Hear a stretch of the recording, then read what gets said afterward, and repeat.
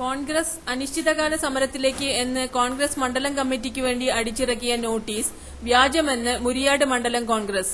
മുരിയാട് പഞ്ചായത്തിലെ കോൺഗ്രസ് മണ്ഡലം കമ്മിറ്റി പടിക്കൽ നിരാഹാര സമരം വരെ നടത്തുമെന്ന് ആഹ്വാനം ചെയ്ത് 15 ആവശ്യങ്ങൾ ഉന്നയിച്ചുകൊണ്ട് കോൺഗ്രസ് മണ്ഡലം കമ്മിറ്റിക്ക് വേണ്ടി പ്രസിഡന്റ് ടി.ഡി. ആന്റണി, ട്രഷറർ എം.എൻ. രമേശൻ എന്നിവരുടെ പേരുവെച്ചടിച്ച നോട്ടീസാണ് വ്യാജമെന്നും ഈ വ്യാജ നോട്ടീസിനെതിരെ പോലീസിൽ പരാതിപ്പെട്ടിട്ടുണ്ടെന്നും കോൺഗ്രസ് മണ്ഡലം ഭാരവാഹികളായ ശ്രീ തോമസ് തത്തമ്പിള്ളി, ടി.ഡി. ആന്റണി, എം.എൻ. രമേശ്, ജോസ് പുല്ലോക്കാരൻ, എം.എസ്. സുന്ദരൻ എന്നിവർ പത്രസമ്മേളനത്തിൽ അറിയിച്ചു.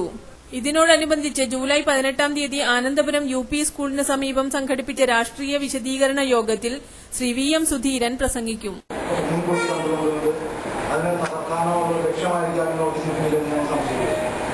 കോൺഗ്രസിന്റെ സമരങ്ങൾ കോൺഗ്രസ് അനുകൂലമായ അഭിപ്രായമാണെങ്കിൽ പോലും സമരത്തിന്റെ തീയതിയോ